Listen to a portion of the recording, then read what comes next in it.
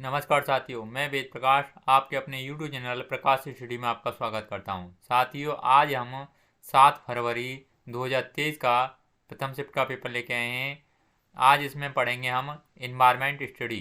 साथियों, पर्यावरण अध्ययन से जितने भी क्वेश्चन बनते हैं आज इस वीडियो में सभी क्वेश्चनों को पढ़ेंगे। इससे पहले हम हिंदी और आपकी बाल विकास एवं शिक्षा शास्त्र और गणित की वीडियो बना चुके हैं, आप प्लेलिस्ट में जाके देख सकते हैं। आइए स्टार्ट करते हैं क्वेश्चन नंबर 61 से। साथियों, अगर चैनल पर पहली बार आए हैं, चैनल आपने सब्सक्राइब नहीं किया है, प्लीज़ चैनल को सब्सक्राइब कर लें, वीडियो को लाइक तथा शेयर कर दें। आइए स्टार्ट करते हैं क्वेश्चन नंबर 61 में पूछा है लखनऊ रेलवे स्टेशन और नई दिल्ली रेलवे स्टेशन के बीच की दूरी 504 किलोमीटर है।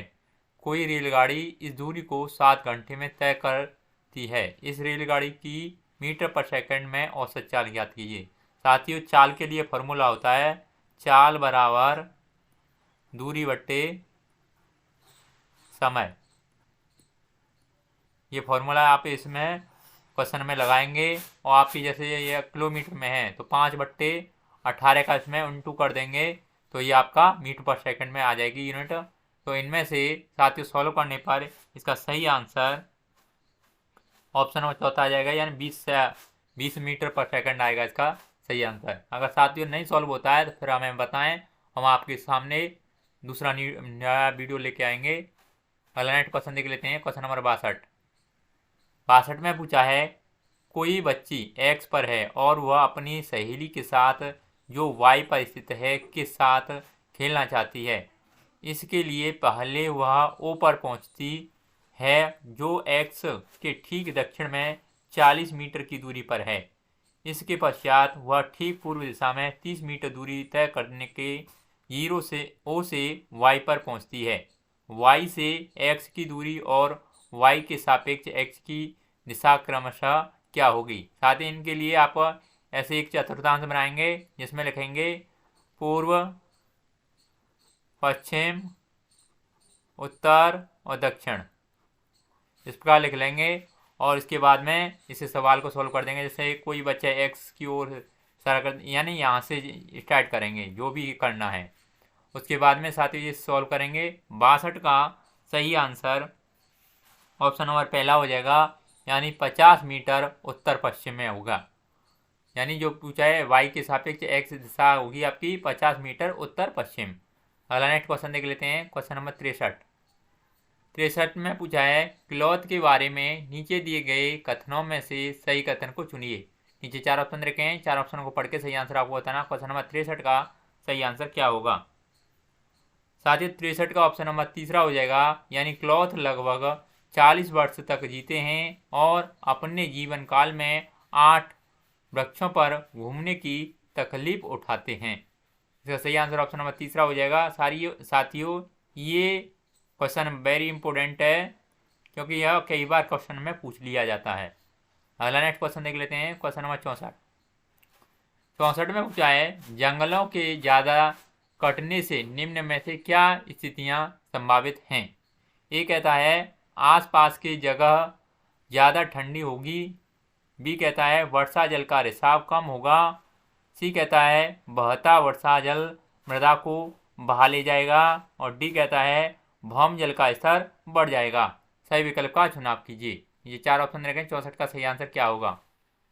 साथियों, क्वेश्चन नंबर 64 का सही आंसर ऑप्शन नंबर कौन सा सही होगा। ये साथियों, इस क्वेश्चन को देख कर आप कमेंट बॉक्स में हमें कमेंट में बताएं इसका सही आंसर क्या होगा। ये आपके सामने क्वेश्चन दे रखा है। अगला नेक्स्ट क्वेश्चन देख लेते हैं। क्वेश्चन नंबर 65 में पूछा है कक्षा 5 की पाठ्य पुस्तक में छपे गोलकुंडा किले के मानचित्र में 1 सेंटीमीटर जमीन पर 110 मीटर की दूरी को दर्शाता है। इस मानचित्र में फतेह दरवाजे से पटन चेरू दरवाजे की दूरी 15.4 सेंटीमीटर है। जमीन पर इन दोनों दरवाजों के बीच की कम से कम दूरी होगी। नीचे 4 ऑप्शन रखे हैं, 4 ऑप्शन को पढ़ के सही आंसर आपको बताना है। क्वेश्चन नंबर 65 का सही आंसर क्या होगा। साथियों, क्वेश्चन नंबर 65 का सही आंसर ऑप्शन नंबर तीसरा हो जाएगा, यानी 1.694 किलोमीटर। अगला नेक्स्ट क्वेश्चन देख लेते हैं। क्वेश्चन नंबर 66 में पूछा है मिजोरम के निकटवर्ती प्रतिवेशी 3 राज्य हैं। नीचे 4 ऑप्शन रखे हैं, 4 ऑप्शन को पढ़ के सही आंसर बताना है। क्वेश्चन नंबर 66 का सही आंसर क्या होगा? साथियों क्वेश्चन नंबर 66 का ऑप्शन नंबर 14 सही हो जाएगा। यानी कौन कौन से हैं? त्रिपुरा, असम और मणिपुर। ये साथियों मिजोरम के निकटवर्ती 3 राज्य हैं। अगला नेक्स्ट क्वेश्चन देख लेते हैं। क्वेश्चन नंबर 67 में पूछा है, भारत के किस राज्य संघ शासित प्रदेश में पहाड़ों पर जंगलों के निवासियों की ग्राम सभा पंचायत एक विशेष सभा में लॉटरी निकालकर यह निश्चित करती है कि किस परिवार को उस साल खेती की कितनी जमीन मिलेगी? नीचे 4 ऑप्शन रखें, कौन सा सही आंसर होगा? 67 का सही आंसर कौन सा है? ये साथियों ऑप्शन नंबर 2 हो जाएगा, यानी मिजोरम। अगला नेक्स्ट क्वेश्चन नंबर 68 में पूछा है, माउंट एवरेस्ट नीचे दिए गए किस देश का भाग है? नीचे 4 ऑप्शन रखें, 68 का सही आंसर आपको बताना है। 68 का सही आंसर क्या होगा? साथियों 68 का सही आंसर ऑप्शन नंबर 2 सही हो जाएगा, यानी माउंट एवरेस्ट का भाग है नेपाल। ऑप्शन नंबर 2 सही होगा।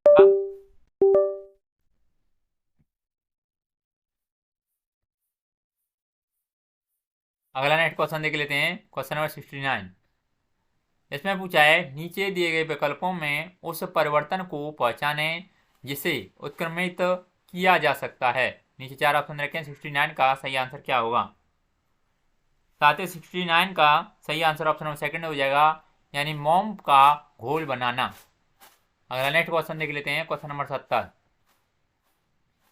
70 में पूछा है, वृक्षों यानी पौधों की जड़ों में पाए जाने वाले नीचे दिए कुछ विशिष्ट लक्षणों पर विचार कीजिए। ये कहता है, वृक्ष की लटकती शाखा जैसे दिखाई देने वाली वास्तव में उसकी शाखा नहीं जड़ें होती हैं। बी कहता है, जड़ों की लंबाई वृक्ष की ऊंचाई की लगभग 30 गुनी होना। सी कहता है, जड़ों द्वारा वृक्ष को मजबूत खम्भों की भांति सहारा देना। डी कहता है, जड़ों द्वारा खाद्य सामग्री का भंडारण करना। और ई कहता है, लटकती जड़ों का बढ़ते बढ़ते जमीन के अंदर चले जाना। बरगद के वृक्षों की जड़ों में पाए जाने वाले लक्षण कौन कौन से हैं? ये साथी आपके सामने 5 दे रखे हैं, इनमें से आपको छांटने हैं कौन कौन से लक्षण हैं बरगद के लिए। साथियों 70 का ऑप्शन नंबर पहला सही हो जाएगा, जिसमें ए, सी और ई ऑप्शन सही होगा। यानी बरगद के लक्षण हैं ए में, सी में और ई में पाए जाते हैं। यानी वृक्ष की लटकती शाखा जैसे दिखाई देने वाली वास्तव में उसकी शाखा नहीं जड़ होती हैं। यानी ये बरगद के पेड़ पे देखे होंगे जैसे जड़ टाइप की लटकी होती हैं। क्वेश्चन नंबर सी है, जड़ों द्वारा वृक्ष को मजबूत खम्भों की भांति सहारा देना।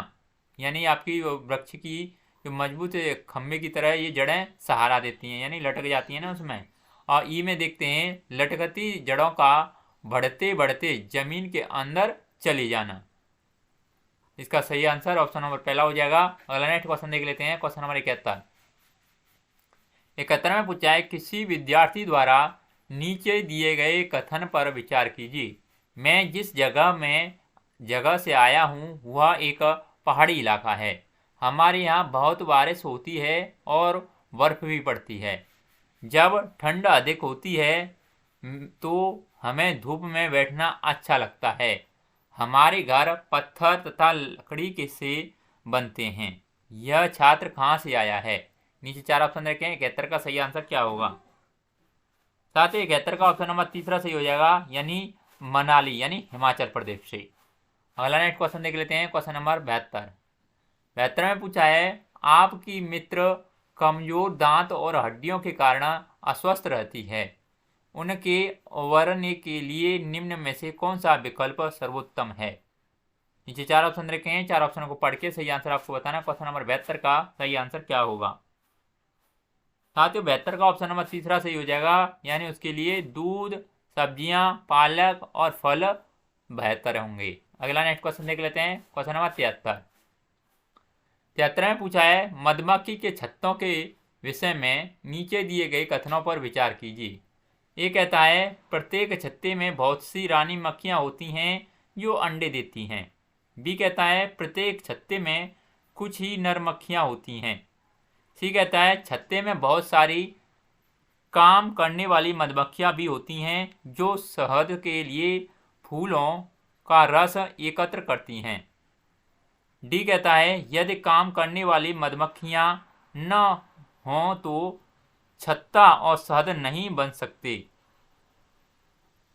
ई कहता है नर मक्खी छत्ते के लिए बहुत महत्वपूर्ण होते हैं क्योंकि ये रस वाले फूलों को खोजने में सहायता करते हैं। इनमें से सही कथन छांटिए।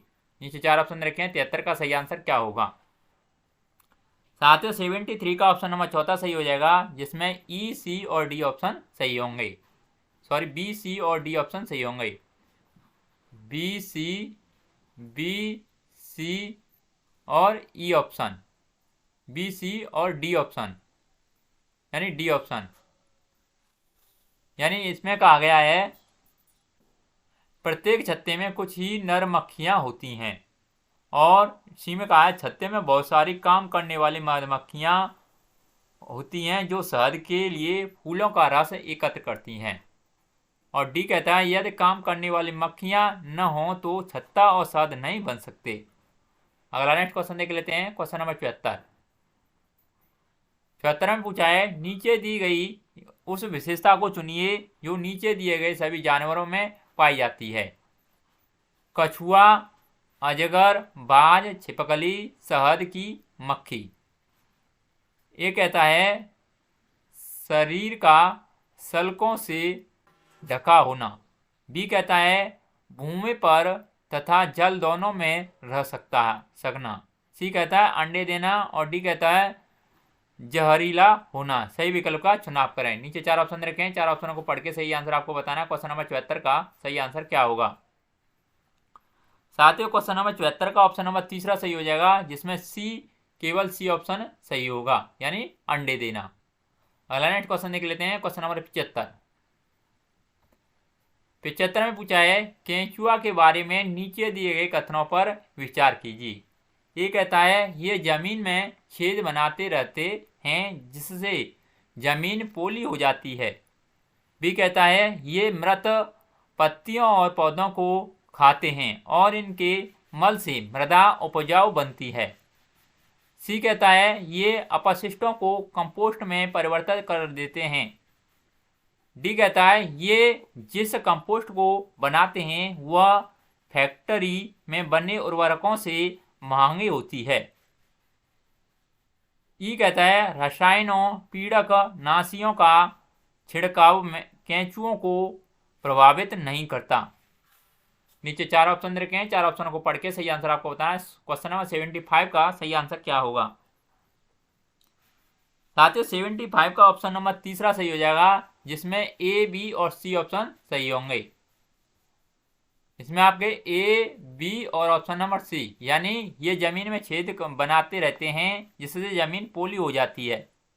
बी कहता है ये मृत पत्तियों और पौधों को खाते हैं और इनके मल से मृदा उपजाऊ बनती है।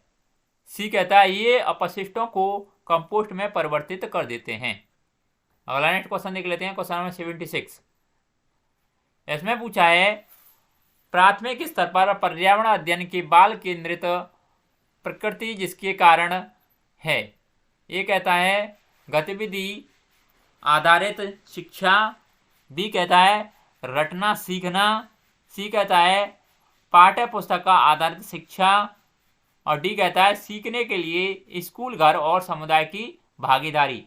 सही विकल्प का चुनाव कीजिए। नीचे 4 ऑप्शन रखे हैं, 76 का सही आंसर क्या होगा।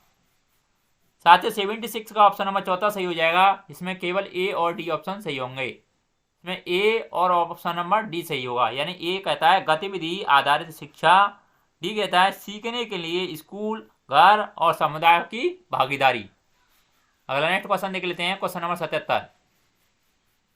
77 में पूछा है प्राथमिक स्तर पर पर्यावरण अध्ययन का उद्देश्य है।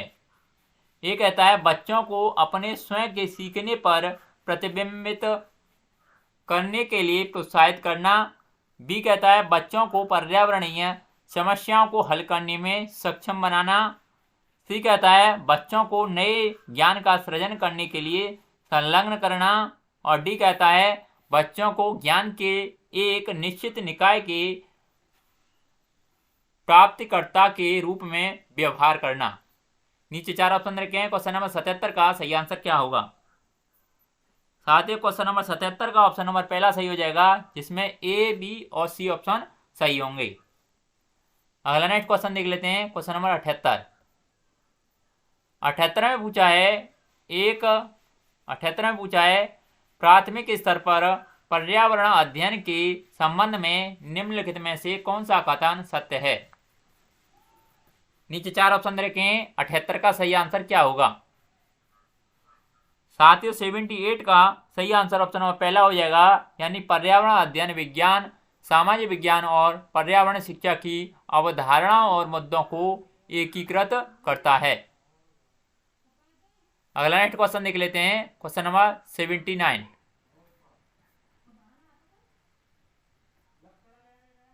79 में पूछा है प्राथमिक स्तर पर ईवीएस सीखने के लिए चुनौती है। नीचे 4 ऑप्शन रखे हैं। 4 ऑप्शनों को पढ़ के सही आंसर आपको बताना। 79 का सही आंसर क्या होगा? साथियों 79 का ऑप्शन नंबर चौथा सही हो जाएगा, यानी बच्चों को अपने लिए ज्ञान का निर्माण करने का अवसर देना। अगला नेक्स्ट क्वेश्चन देख लेते हैं। Question number 80। 80 में पूछा है बच्चों के लिए ईवीएस कक्षा में अधिकतम क्या होना चाहिए? ए कहता है वाद विवाद का प्रावधान, बी कहता है अनुभवात्मक सीखना, सी कहता है कहानियां और डी कहता है तथ्य और सूचनाएं। सही विकल्प का चुनाव करें। नीचे 4 ऑप्शन रखें। 80 का सही आंसर क्या होगा? साथियों 80 का ऑप्शन नंबर तीसरा सही हो जाएगा, जिसमें ए, बी और सी ऑप्शन सही होंगे, यानी वाद विवाद का प्रावधान, बी यानी अनुभवात्मक सीखना और सी कहानियां। अगला नेक्स्ट क्वेश्चन नंबर 81। 81 में पूछा है प्राथमिक स्तर पर ईवीएस के पाठ्यचर्या में उप विषय है। नीचे 4 ऑप्शन रखें। 81 का सही आंसर आपको बताना है। 81 का सही आंसर क्या होगा? साथियों 81 का ऑप्शन नंबर तीसरा सही हो जाएगा, यानी पौधे। अगला नेक्स्ट क्वेश्चन नंबर 82। 82 में पूछा है ईवीएस की सार्थक सीख दी जा सकती है। ये कहता है ईवीएस सामग्री को विषयगत रूप से आयोजित करके, बी कहता है वास्तविक संवाद और वृत्तांत के द्वारा, सी कहता है प्रयोग के द्वारा और डी कहता है विद्यार्थियों द्वारा दिए गए उत्तरों का मौखिक मूल्यांकन। सही विकल्प का चुनाव करें। 82 का सही आंसर क्या होगा? साथियों 82 का सही आंसर ऑप्शन नंबर चौथा हो जाएगा, जिसमें ए, बी और सी ऑप्शन सही होंगे, यानी ईवीएस सामग्री को विषयगत रूप से आयोजित करके, बी कहता है वास्तविक संवाद और वृत्तांत के द्वारा और सी कहता है प्रयोग के द्वारा। अगला नेक्स्ट क्वेश्चन देख लेते हैं। Question number 83। 83 में पूछा है ईवीएस की संबंध में प्रासंगिकता का मतलब। नीचे 4 ऑप्शन रखे हैं। 4 ऑप्शनों को पढ़ के सही आंसर आपको बताना है। क्वेश्चन नंबर 83 का सही आंसर क्या होगा? साथियों 83 का ऑप्शन नंबर चौथा सही हो जाएगा, यानी ईवीएस सामग्री को वास्तविक जीवन स्थितियों और विद्यार्थियों के तत्काल वातावरण से जोड़कर सीखना। अगला नेक्स्ट क्वेश्चन देख लेते हैं। Question number 84। 84 में पूछा है भोजन विषय के मुद्दे विद्यार्थियों के लिए सार्थक और प्रमाणिक हो सकते हैं यदि। नीचे 4 ऑप्शन रखें। 4 ऑप्शनों को पढ़ के सही आंसर आपको बताना। क्वेश्चन नंबर 84 का सही आंसर क्या होगा? साथियों 84 का सही आंसर ऑप्शन नंबर पहला हो जाएगा, यानी मुद्दों के इर्द गिर्द समूह कार्य और चर्चाएं आयोजित की जाती हैं। अगला नेक्स्ट क्वेश्चन देख लेते हैं। Question number 85। 85 में पूछा गया है ईवीएस सीखने के लिए कौन सा सबसे अच्छा संसाधन हो सकता है? नीचे 4 ऑप्शन रखें। 85 का सही आंसर क्या होगा? साथियों 85 का सही आंसर ऑप्शन नंबर पहला हो जाएगा, यानी क्षेत्र भ्रमण का आयोजन। अगला नेक्स्ट क्वेश्चन देख लेते हैं। Question number 86। 86 में पूछा है जल थीम से संबंधित मुद्दों को प्रभावी ढंग से सीखा जा सकता है यदि ए कहता है रोल प्ले आयोजित किए जाते हैं, बी कहता है बच्चों के बीच वास्तविक संवाद को प्रोत्साहित किया जाता है, सी कहता है संरक्षित क्षेत्र भ्रमण आयोजित की जाती है, डी कहता है बच्चों को निबंध लिखने के लिए कहा जाता है। सही विकल्प का चुनाव करें। नीचे 4 ऑप्शन रखें। 86 का सही आंसर क्या होगा? साथ ही 86 का सही आंसर ऑप्शन नंबर पहला हो जाएगा, यानी इसमें ए, बी और सी ऑप्शन सही होंगे। यानी रोल प्ले आयोजित किए जाते हैं, बी कहता है बच्चों के बीच वास्तविक संवाद को प्रोत्साहित किया जाता है, और सी कहता है संरक्षित क्षेत्र भ्रमण आयोजित की जाती है। अगला नेक्स्ट क्वेश्चन देख लेते हैं। क्वेश्चन नंबर 87 में पूछा है ईवीएस पाठ्य पुस्तकों में ईवीएस सीखने के लिए वास्तविक घटनाएं होती हैं क्योंकि नीचे 4 ऑप्शन रखें। ए कहता है वे सीखने के समृद्ध स्रोत हैं, बी कहता है वे बच्चों के लिए प्रासंगिक वातावरण प्रदान करते हैं, सी कहता है ये पहले की परिचित घटनाओं को फिर से देखने का अवसर प्रदान करते हैं, और डी कहता है शिक्षक आसानी से ईवीएस के विषयों के आसपास शिक्षण अधिगम प्रक्रिया का संचालन कर सकते हैं। सही विकल्प का चुनाव करें। नीचे 4 ऑप्शन रखें। 87 का सही आंसर क्या होगा? साथियों 87 का ऑप्शन नंबर चौथा सही हो जाएगा, जिसमें ए, बी और सी ऑप्शन सही होंगे। ए, बी और ऑप्शन नंबर सी। ए कहता है वे सीखने में समृद्ध स्रोत हैं, ये बच्चों के लिए प्रासंगिक वातावरण का प्रदान करते हैं, सी कहता है ये पहले की परिचित घटनाओं को फिर से देखने का अवसर प्रदान करते हैं। अगला नेक्स्ट क्वेश्चन देख लेते हैं। क्वेश्चन नंबर 88 में पूछा है सीखने में सुधार पर आकलन का बिंदु है। नीचे 4 ऑप्शन रखें। 88 का सही आंसर क्या होगा? साथियों 88 का ऑप्शन नंबर पहला सही हो जाएगा, यानी सीखने के लिए आकलन। अगला नेक्स्ट क्वेश्चन नंबर 89 में पूछा है ईवीएस में सहपाठी आकलन है। ए कहता है सीखने के लिए के रूप में आकलन, बी कहता है सीखने के बारे में आकलन, सी कहता है सीखने के परिणामों का आकलन, और डी कहता है सीखने का आकलन। नीचे 4 ऑप्शन रखें। 89 का सही आंसर क्या होगा? साथियों 89 का सही आंसर ऑप्शन नंबर पहला हो जाएगा, यानी केवल ए ऑप्शन इसमें सही होगा, यानी सीखने के रूप में आकलन। अगला नेक्स्ट क्वेश्चन देख लेते हैं। क्वेश्चन नंबर 90 में पूछा है एक ईवीएस शिक्षण एक आकलन उपकरण का उपयोग करता है जो न केवल सबसे अच्छा बल्कि एक समय में बच्चे के सभी प्रकार के कार्य व गतिविधियों को एकत्र करता है। शिक्षक का उपयोग कर रहा है। नीचे 4 ऑप्शन रखें। 4 ऑप्शनों को पढ़ के सही आंसर आपको बताना है। 90 का सही आंसर क्या होगा? साथियों 90 का ऑप्शन नंबर सेकंड सही हो जाएगा, यानी पोर्टफोलियो। इसका सही आंसर ऑप्शन कौन सा हो जाएगा? सेकंड सही हो जाएगा। साथियों इसमें पर्यावरण अध्ययन के जितने भी क्वेश्चन बनते थे हमने सभी कंप्लीट कर लिए हैं। अगर आपको वीडियो अच्छा लगता है तो प्लीज़ वीडियो को लाइक, शेयर, और आपने चैनल सब्सक्राइब नहीं किया है तो प्लीज़ चैनल को जरूर सब्सक्राइब कर लें। आज के लिए बस इतना ही। धन्यवाद।